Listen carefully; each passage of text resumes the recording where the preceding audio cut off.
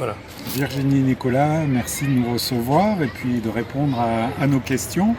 Alors, en quelques mots, quel est votre parcours? Dites-nous tout. Alors moi aujourd'hui j'ai la chance d'administrer la compagnie Sans Gravité. Donc voilà, ça fait à peu près un peu moins de 15 ans que je suis administratrice de compagnie. Je travaille dans le spectacle vivant, avant dans la musique, dans les musiques actuelles. Je suis très heureuse de m'occuper d'une compagnie de circassiens et de magiciens depuis du coup presque 5 ans maintenant. Après des études de lettres, après des stages à droite à gauche, je suis tombée dans le milieu du spectacle vivant. Et du coup aujourd'hui j'administre et je dirige cette compagnie. Aux côtés de Nicolas. Et voilà. Moi j'ai un parcours un peu chaotique, on va dire. J'étais scientifique dans une famille d'artistes. J'ai fait des études d'ingénieur dans le spatial à Super Héros à Toulouse avant de faire un truc un peu plus sérieux et du coup d'être magicien à plein temps. Et j'ai rencontré Rémi Lasven il y a quelques années qui il y a un peu plus d'1 an maintenant m'a proposé de reprendre le rôle de Déluge. Donc depuis là ça fait une saison que je suis sur Déluge. Et notamment aussi sur Lâcher de magicien, sur d'autres projets artistiques de la compagnie. Et qu'est-ce qui vous a décidé à devenir professionnel?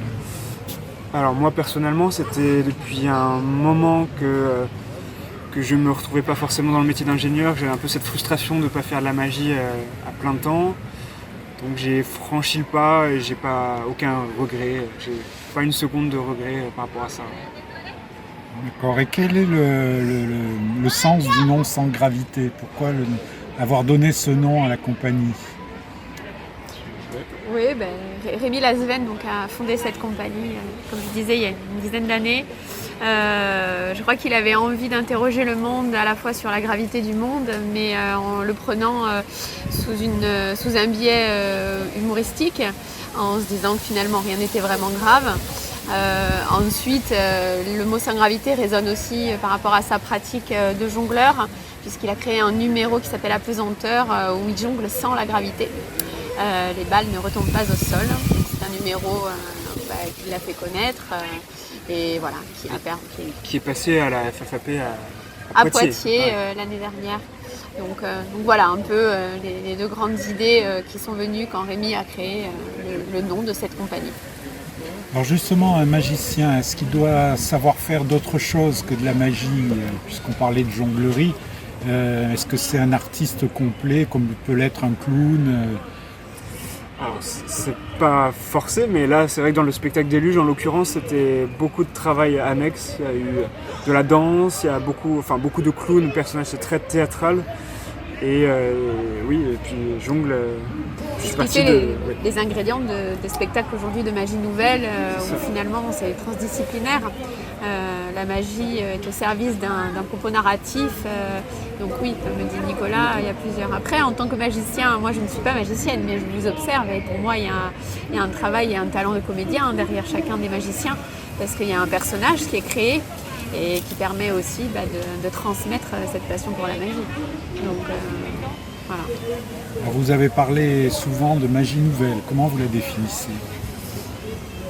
Moi personnellement j'ai pas fait la formation, il y a une formation magie nouvelle au CNAC à Châlons en Champagne, mais de ce que j'en comprends, on va dire, la définition c'est un petit peu une magie, au lieu d'être une performance, c'est plus une magie qui vient servir un propos, une histoire et pas simplement une démonstration, une performance.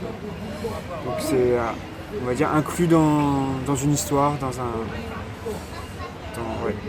typiquement dans Déluge, c'est pas vraiment un spectacle de magie.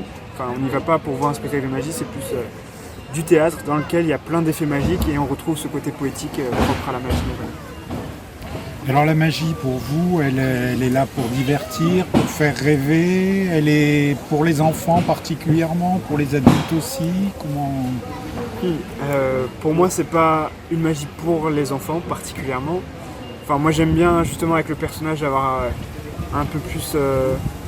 un peu décalé, un peu beaucoup de second degré, d'incompréhension qui font qu'avec des enfants, ils vont comprendre des choses différentes que les adultes. Et le but, est-ce qu'il y a un but en soi? Moi déjà ça m'amuse beaucoup de faire de la magie, et puis quand on voit que les spectateurs en face ils s'amusent et qu'ils sont sont à fond et ça c'est... Je crois que pour la compagnie en tout cas, et ce que Rémi défend depuis le début, c'est quand même l'émerveillement. C'est un mot qui revient souvent. L'idée c'est de pouvoir émerveiller les gens et c'est vrai qu'avec la magie, on le voit, petits et grands, et les grands aussi vraiment, les yeux pétillent. Ils sont vraiment bluffés par la dextérité des magiciens et leur univers. Donc il y a quand même cette envie, voilà, et derrière aussi l'idée que c'est un art qui peut être populaire dans le sens où on peut en faire un peu partout. Très simplement, on a dans l'équipe la chaîne magicien, un magicien qui est parti par exemple en voyage pendant quasiment un an. Ça a été une forme de langage pour lui précieuse en fait, quand il ne savait pas parler les langues dans les différents continents qu'il a explorés, et il faisait de la magie et on le comprenait et il y avait tout de suite un échange qui se faisait. Donc il y a voilà, cette proximité que permet la magie et l'émerveillement que ça procure dans le regard des gens, quoi. Voilà. Est-ce que la magie peut servir à faire évoluer la société? Est-ce que dans vos prestations, il y a des messages sous-jacents derrière, au-delà du divertissement? Oui, moi je pense que la magie telle que je la fais, c'est vraiment mon avis. Moi je le fais pas de manière sérieuse, quelle que soit la branche de magie que je fais, que ce soit du mentalisme ou quoi. J'ai du mal à faire ça au premier degré, à faire la magie premier degré, mais à travers ces messages un peu, à travers des numéros décalés ou des histoires décalées, loufoques, humoristiques, ça va traiter de sujets très sérieux, notamment dans des luges. Là, c'est typiquement ça. C'est à la fois très, très drôle, mais en même temps, à la sortie, il y a souvent des remarques des spectateurs qui disent oui, on a bien rigolé, mais quand même, ça fait réfléchir aussi. Ouais.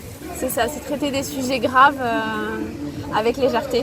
Et c'est toute la force des spectacles déluge qui traitent des propos réchauffement climatique, possible effondrement qu'il y aurait après, de tous les dérèglements dans tous les sens. Voilà, c'est un seul en scène où c'est une personne qui doit résister vis-à-vis d'un univers qui est en train de s'écrouler autour de lui.